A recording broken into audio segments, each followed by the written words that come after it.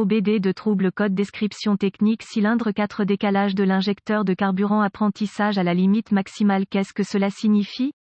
Il s'agit d'un code de diagnostic générique (DTC) du groupe motopropulseur et s'applique généralement à tous les véhicules OBD2 à essence. Cela peut inclure, mais sans s'y limiter, les véhicules de Ford, Mazda, GMC, Chevrolet, BMW, etc. Bien que génériques, les étapes de réparation exactes peuvent varier selon l'année, la marque, le modèle et la configuration du groupe motopropulseur. Chaque fois que vous voyez apprendre dans la description d'un code, comme celui-ci, cela fait référence au processus d'apprentissage et, ou d'adaptation d'un système ECM, Engine Control Module, à des facteurs variant constamment. Pour raconter, le corps humain apprend à boiter après s'être fait mal aux pieds, à s'adapter à la situation actuelle. Ceci est très similaire au processus d'apprentissage lorsque l'ECM, Engine Control Module, et le moteur sont concernés. Dans le cas de ce code cependant, il fait référence aux paramètres d'apprentissage de décalage de l'injecteur de carburant du cylindre croisillon 4. À mesure que les pièces du moteur s'usent, les conditions météorologiques changent, les besoins du conducteur change. Parmi d'innombrables autres variables, la sortie des injecteurs de carburant doit s'adapter à ces variables. Il a une certaine plage dans laquelle il peut travailler pour s'adapter à vos besoins et à ceux de votre véhicule, mais, cela étant dit, si les besoins de votre moteur dépassent la capacité d'apprentissage des injecteurs, l'ECM, Engine Control Module, activera ce code pour vous faire savoir qu'il ne peut pas s'adapter plus longtemps à la situation actuelle. Lorsque l'ECM surveille les valeurs d'apprentissage des injecteurs de carburant au-delà des paramètres de fonctionnement normaux, il active P02D3. La plupart du temps, ce code est défini parce que quelque chose a obligé l'injecteur à épuiser son adaptabilité. Cela signifie généralement qu'il y a un autre facteur à l'origine de cela. Pour une raison ou une autre, le CM essaie de modifier le mélange de carburant en fonction des besoins du conducteur, mais quelque chose l'amène à s'adapter à sa limite maximale. Le code d'apprentissage de la limite maximale d'injection d'injecteur de carburant du cylindre 4 P02D3 est défini lorsque le CM surveille l'injecteur de carburant du cylindre 4 en s'adaptant à sa limite maximale. Une coupe transversale d'un injecteur de carburant de moteur à essence typique. Quelle est la gravité de ce DTC?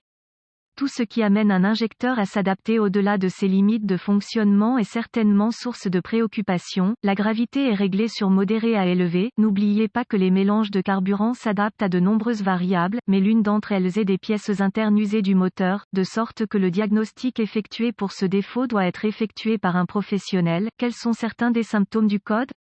Les symptômes d'un code d'anomalie P02D3 peuvent inclure économie de carburant réduite, raté du moteur, dégradation des performances globales du moteur, odeur de carburant CEL, check engine light, allumé moteur produisant des fumées d'échappement excessivement chargées lors de la charge, réduction de la réponse de l'accélérateur. Quelles sont certaines des causes courantes du code? Les causes de ce code de diagnostic d'injection de carburant P02D3 peuvent inclure fuite de vide, filtre à air bouché, tube d'admission fissuré, joint de culasse défectueux, problème de CM, injecteur de carburant du cylindre 4 défectueux, segment de piston usé, fissuré, collecteur d'admission fissuré, admission de fuite, joint d'étanchéité PCV, EGR. Quelles sont certaines étapes de dépannage P02D3?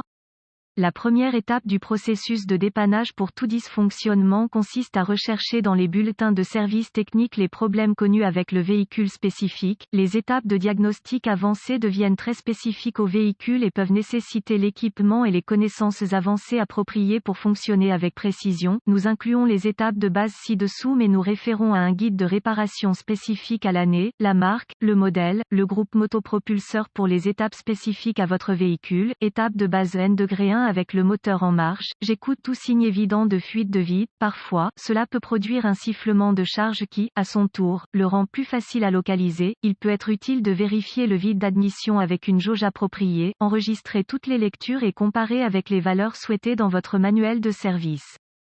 De plus, c'est une bonne idée de vérifier votre filtre à air avant de passer à une autre étape. Un filtre bouché peut faire monter en flèche la valeur du vide d'admission. Remplacer-la si nécessaire. Un filtre à air bouché semble généralement enfoncé en lui-même. Remarque, une fuite de vide entraîne de l'air non mesuré dans l'admission, provoquant des mélanges air-carburant irréguliers. À son tour, cela peut amener les injecteurs à s'adapter à leurs limites. Étape de base N-degré de l'emplacement des injecteurs de carburant rend leurs faisceaux et connecteurs sensibles à la corrosion et à l'intrusion d'intrusion d'eau, ils sont montés dans un endroit où l'eau, les débris, la saleté s'accumulent, inspectez visuellement pour cela. Si c'est un gâchis, utilisez une soufflette à air comprimé ou un aspirateur pour retirer tous les débris afin d'inspecter correctement la zone à la recherche de signes évidents de dommages. Étape de base degré 3 en fonction des limites de capacité de votre outil d'analyse, vous pouvez surveiller l'injecteur de carburant avec le moteur en marche pour surveiller tout comportement erratique ou anormal. Si vous voyez quelque chose de préoccupant, selon le coût d'un injecteur,